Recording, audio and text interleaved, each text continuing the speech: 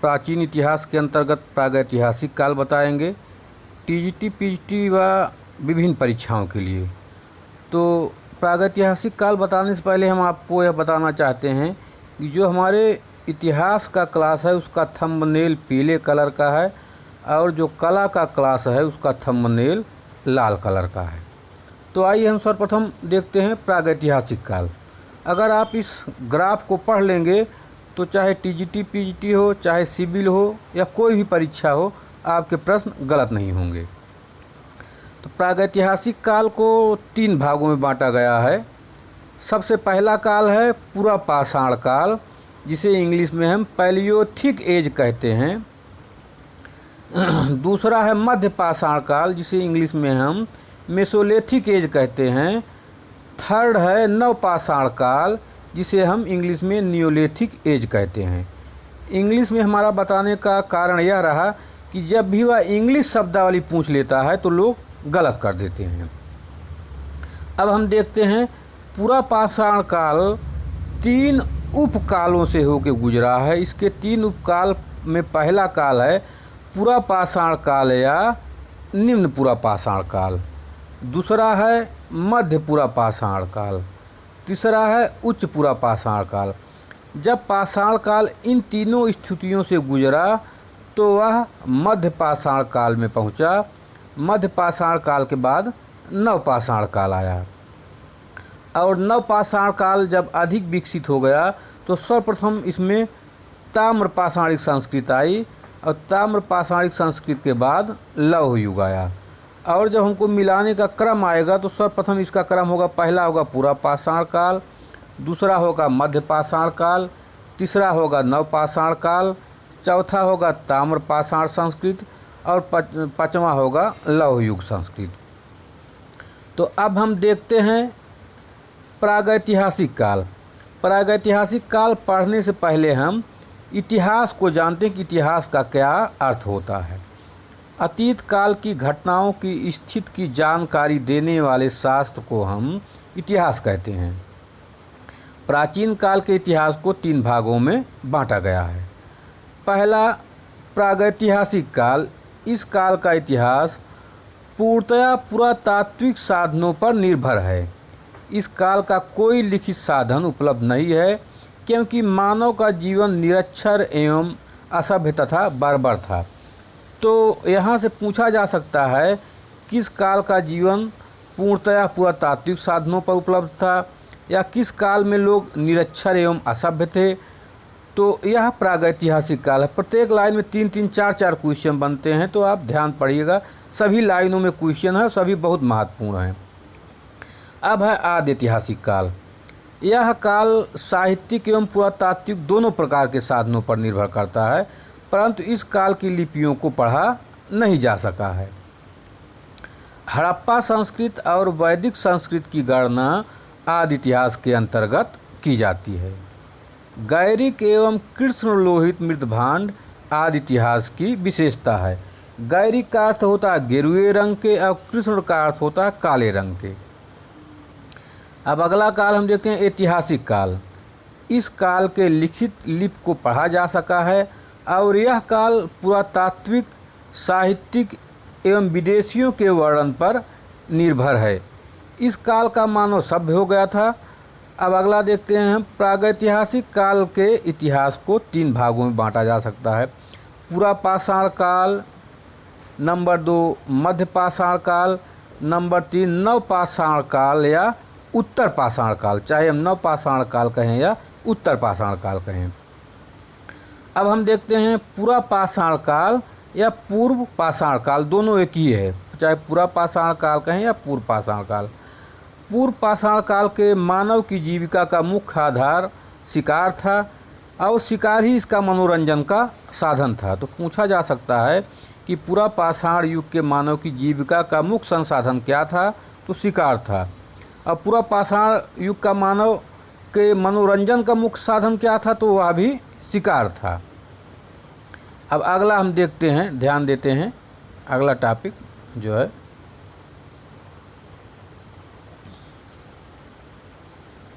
आग की खोज पूरा पाषाण काल या निम्न पाषाण काल में ही हुई है। पूरा पाषाण कालीन मानव की जाति निग्रोटी थी। उत्तर प्रदेश के मिर्ज़ापुर ज़िले में बेलन घाटी के लोहदा से हड्डी से निर्मित मातृ देवी की मूर्ति मिली है, जो कि उच्च पूर्व पूरा पाषाण काल से संबंधित है। सर्वप्रथम 1863 ईस्वी में भारतीय प्राक इतिहास के जनक कहे जाने वाले रॉबर्ट ब्रूसफुट ने मद्रास के निकट हस्तकुठार या पहला हैंडेक्स, हस्तकुठार, हैंडेक्स और बाइफिशियल तीनों एक ही शब्द हैं। बाइफिशियल का अर्थ होता है द्विधारी, अर्थात जिसमें दोनों तरफ धार हो। यह औजार जो है मद्रास के पल्लवरम निकट स्थान से सर्वप्रथम प्राप्त किए गए। सर्वाधिक संख्या में हस्तकुठार और क्लीवर निम्न पूरा पाषाण काल से प्राप्त हुए हैं। ब्लेड ब्यूरिन उपकरण उच्च पूर्व पाषाण काल से प्राप्त हुए हैं। पूर्व पाषाण काल का मानव क्वार्टजाइट पत्थरों का उपयोग करता था। मध्य पाषाण कालीन नर्मदा घाटी के हथनौरा ग्राम से मानव की खोपड़ी के प्रमाण मिले हैं। तो यह पूछा जा सकता है किस काल में मानव का जीवाश्म का साक्ष्य मिला है, तो वह मध्य पूरा पाषाण काल में हथनौरा से मिला है। उत्तर प्रदेश के मिर्ज़ापुर ज़िले की बेलन घाटी में पूर्व पूरा पाषाण युग से लेकर नव पाषाण युग तक के उपकरणों का क्रम प्राप्त हुआ है। मध्य पाषाण को फलक संस्कृत भी कहते हैं। सर्वाधिक प्राचीन चित्रकारी पूर्व पूरा पाषाण काल युगीन में भीमबेटका में देखने को मिली, जिनमें 243 प्रागैतिहासिक चित्र हैं। प्रारंभिक चित्रों में हरे एवं गहरे लाल रंगों का उपयोग हुआ है। यह मध्य प्रदेश के रायसेन जिले में है। उच्च पूरा पाषाण काल को हम परिष्कृत औजारों का काल भी कहते हैं। अब अगला टॉपिक हम देखते हैं। निग्रोट जात के अवशेष अंडमान द्वीप समूह में आज भी मिलते हैं। प्रोटो ऑस्ट्रेलाइड जात के लक्षण कोल एवं मुंडा में मिलते हैं। कोल, मुंडा ये सभी जनजातियां आज भी झारखंड और बिहार में पाई जाती हैं। अगला top point, hand axe, cleaver और स्क्रैपर आदि विशिष्ट उपकरणों पर आधारित पूरा पाषाणकालीन संस्कृत सोहन नदी घाटी के बेलन घाटी तथा नर्मदा घाटी से प्राप्त हुई है। दक्षिण भारत में मद्रास में स्थित कोर्तलायर नदी घाटी पूर्व पाषाणिक उपकरणों के लिए जानी जाती है। तोबा ज्वालामुखी राख भारतीय उपमहाद्वीप में सर्वप्रथम मध्य सोन घाटी में मिली राख है। इसका विस्फोट सुमात्रा में हुआ था। पूरा पाषाण काल का मानव अग्नि का ज्ञान तो हो गया था, परंतु इसके उपयोग से वह परिचित न था, अतः अब भी वह कच्चे मांस खाता था। अग्नि का उपयोग करना मानव ने नवपाषाण काल में सीखा है। मध्य पाषाण काल भारत में इस काल की सर्वप्रथम जानकारी 1857 में हुई, जब C.L. कार्लाइल ने विंध्य क्षेत्र से लघु पाषाण उपकरण खोज निकाले। अगला पॉइंट, मध्य पाषाण युगीन औजार बनाने की तकनीक को फ्लूटिंग कहते हैं। भीलवाड़ा जिले में कोठारी नदी के तट पर स्थित बागौर भारत का सबसे बड़ा मध्य पाषाणिक स्थल है। मध्य पाषाण कालीन लोगों का जीवन शिकार पर निर्भर था। अगला पॉइंट हम अब देखते हैं, जो है मध्य पाषाण काल में प्रयुक्त होने वाले उपकरण बहुत छोटे होते थे, इसलिए इन्हें माइक्रोलिथ कहते हैं। मध्य प्रदेश के आदमगढ़ और राजस्थान के बागौर में पशुपालन के प्राचीनतम साक्ष्य इस काल में मिले हैं। मध्य पाषाण काल में मानव के अस्थिपंजर शारीरिक प्रारूपों का सबसे पहले अवशेष प्रतापगढ़ उत्तर प्रदेश के सराय नाहर मदहा से प्राप्त हुआ। तो यह पूछा जा सकता है कि मध्य पाषाण काल के मानव के अस्थिपंजर या उसके प्रारूप सर्वप्रथम कहाँ से मिले हैं, तो वह सराय नाहर से है। मध्य प्रदेश में पंचमढ़ी के निकट मध्य पाषाण युग के 2 शैलराशय मिले हैं, जिनका नाम है, एक का नाम जम्बू द्वीप है और दूसरे का नाम डोरीथी द्वीप है। मध्य पाषाण कालीन स्थल सराय नाहर तथा मदहा से मिले हैं। इस काल के लोगों की अंत्योष्टि संस्कार विधि विषय में जानकारी मिलती है। तो सर्वप्रथम हमसे यह पूछा जा सकता है कि किस काल में लोगों को अंत्योष्टि संस्कार की जानकारी हो गई थी, तो वह मध्य पाषाण कालीन स्थल है जहाँ की अंत्योष्टि संस्कार की जानकारी हो गई थी, सराय नाहर है। मध्य पाषाण कालीन स्थल मदहा से जी.आर. शर्मा ने कसाई बाड़ा या बूचड़ खाना का प्रयोग करने को प्राप्त किया है। मदहा से आभूषणों से युक्त कब्रें प्राप्त हुई हैं। यहाँ से हड्डियों के कलात्मक वस्तु, आभूषण एवं मृग श्रृंग के छल्ले की माला भी मिली है। मृग श्रृंग मतलब मृगों के सींगों की माला मिली है। पशुपालन का प्रारंभ मध्य पाषाण कालीन की अंतिम अवस्था और नवपाषाण के प्रारंभिक काल से माना जाता है। मध्य पाषाण कालीन मिली समाधियों में मानव अस्थि पंजर के साथ साथ कुत्ते भी अस्थि पंजर मिले हैं। तो मध्य पाषाण काल की एक विशेषता और है कि यहाँ मानव के साथ साथ कुत्ते के भी अस्थि पंजर मिले हैं। अगला पॉइंट है, मध्य पाषाण काल एवं नवपाषाण काल में भारत में एक साथ 2 संस्कृति पाई गई है। अगला पॉइंट है, नवपाषाण काल या न्यूलिथिक शब्द का प्रयोग सबसे पहले सर जॉन लुबाक ने 1865 ईस्वी में प्रकाशित पुस्तिका प्री हिस्टोरिका टाइम्स में किया है। पशुपालन की शुरुआत मध्य पाषाण काल से हो तो गई थी, परंतु इस काल में जंगली पशुओं को अधिक संख्या में पालतू बनाया गया था। तांबा का इस्तेमाल सर्वप्रथम नवपाषाण काल में हुआ, इसीलिए इसे ताम्रकाल भी कहा गया है। दक्षिण भारत के नवपाषाण कालीन किसानों द्वारा उगाई गई सबसे पहली फसल मिलेट या रागी थी। दक्षिण भारत में उतनूर, कोडेक्कल और कुपगल जैसे नवपाषाण स्थलों के पास राख के अनेक टीले मिले हैं। ये राख के टीले नवपाषाण कालीन मवेशी बाड़ों के स्थल थे। यह समय समय पर इकट्ठा हो गया गोबर या तो किसी संस्कार के रूप में अथवा दुर्घटनावश जलता रहा है। नवपाषाण काल की क्या क्या विशेषताएं थी? इसमें कृषि कार्य होने लगे, पशुओं को पाला जाने लगा, पत्थरों के औजार का घर्षण और उन पर पालिश होने लगा, मृद भांड बनने लगा, पहिए का आविष्कार हुआ, मनुष्य में अस्थायी निवास की प्रवृत्ति नवपाषाण काल में हुई और सबसे पहले जानवरों में कुत्ते को पालतू बनाया गया था। नवपाषाण युग के प्रथम प्रस्तर उपकरण उत्तर प्रदेश के टोंस नदी घाटी में सर्वप्रथम 1860 में लेनुसियर ने प्राप्त किया था। तो हमको सबसे पहले यह ध्यान देना है कि सबसे पहले पालतू जानवर जो नवपाषाण काल में बनाया गया वह कुत्ता था। अब अगला प्रश्न हम देखते हैं, अगला टॉपिक हम देखते हैं जो है नवपाषाण युगीन प्राचीनतम बस्ती पाकिस्तान में स्थित बालूचिस्तान प्रांत में मेहरगढ़ में कृषि के प्राचीनतम साक्ष्य मिले हैं।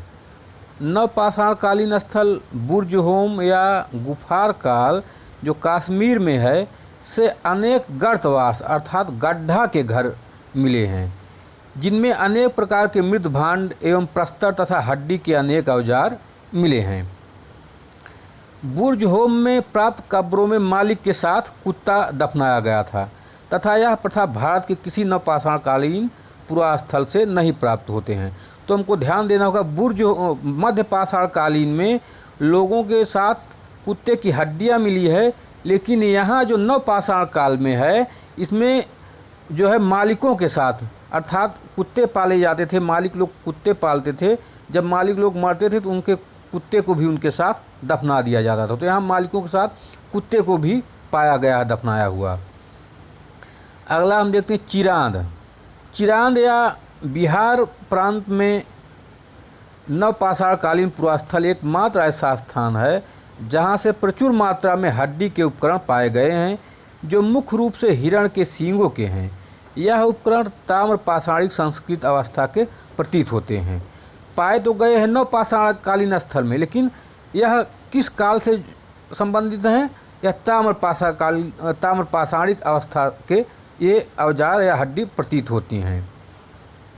इलाहाबाद में स्थित कोलडीहवा एकमात्र ऐसा नवपाषाणिक पुरास्थल है जहाँ से चावल के प्राचीनतम साक्ष्य प्राप्त हुए हैं। नवपाषाण युग के निवासी सबसे पुराने कृषक समुदाय थे। वे मिट्टी और सरकंडे के बने गोलाकार या आयताकार घर में रहते थे। मेहरगढ़ में बसने वाले नवपाषाण युग के लोग अधिक उन्नत थे, अर्थात वे अधिक विकसित थे। गेहूँ, जौ और रुई उपजाते थे और कच्ची ईंट के घरों में रहते थे। कृषि के लिए अपनाई गई सबसे प्राचीन फसल गेहूँ, पहली फसल जौ, गेहूँ और जौ थी कृषि के लिए सबसे पहले। लेकिन मानव के द्वारा जो सर्वप्रथम अनाज का प्रयोग किया गया वह चावल था। अगला बिंदु हम देखते हैं जो है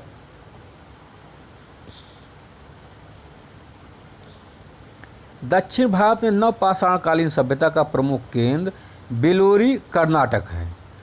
कुंभकारी सर्वप्रथम इसी नवपाषाण काल में हुई, अर्थात कुम्हार द्वारा बर्तन सर्वप्रथम नवपाषाण काल में बनाए गए और इसी समय में सर्वप्रथम बर्तन बनाने के लिए मिट्टी के चाक का भी प्रयोग हुआ, जो कि आज भी मिलते हैं कुम्हारों के द्वारा। चाक को आप देखे होंगे, वही चाक।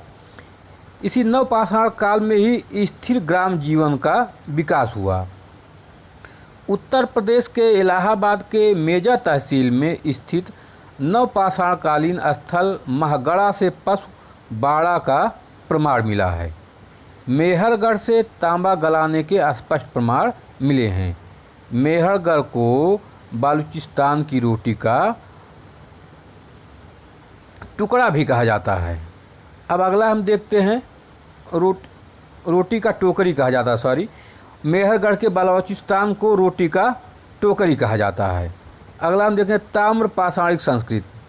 प्रागैतिहासिक मानव द्वारा प्रयोग में लाई जाने वाली पहली धातु तांबा थी। इस चरण में तांबे के औजारों के साथ पत्थर का प्रयोग जारी रहा। इसी कारण इसे ताम्रपाषाणिक संस्कृत अथवा कैल्कोलिथिक कल्चर कहा जाता है। साथ ही इसे नवपाषाण, ताम्रपाषाण या पाषाण ताम्र चरण के नाम से भी जाना जाता है। आहार, जो राजस्थान में स्थित है, इसका प्राचीन नाम ताम्बवती अर्थात तांबे वाली जगह है। मालवा यह मध्य प्रदेश में नर्मदा घाटी में विकसित हुई संस्कृत है। मालवा संस्कृत की मुख्य विशेषता चित्रित काले व लाल मृदभांड हैं। मालवा मृदभांडों को सभी ताम्रपाषाणिक मृदभांडों में श्रेष्ठ माना जाता है। शवों को घर के अंदर दफनाने की प्रथा ताम्रपाषाण काल में थी। पूछा जा सकता है कि शवों को सर्वप्रथम दफनाने की प्रथा किस काल में प्रारंभ हुई? तो शवों को सर्वप्रथम दफनाने की प्रथा ताम्रपाषाण काल में प्रारंभ हुई। अगला टॉपिक हम देखते हैं जो है चित्रित मृदभांडों के अवशेष सर्वप्रथम ताम्रपाषाण काल में ही मिले हैं। बड़े बड़े गांवों की सर्वप्रथम स्थापना ताम्रपाषाण काल में हुई है। ताम्रपाषाण काल में पश्चिमी महाराष्ट्र के ईमान गांव में चूल्हे और वृत्ताकार गर्त गृह की खोज की गई है।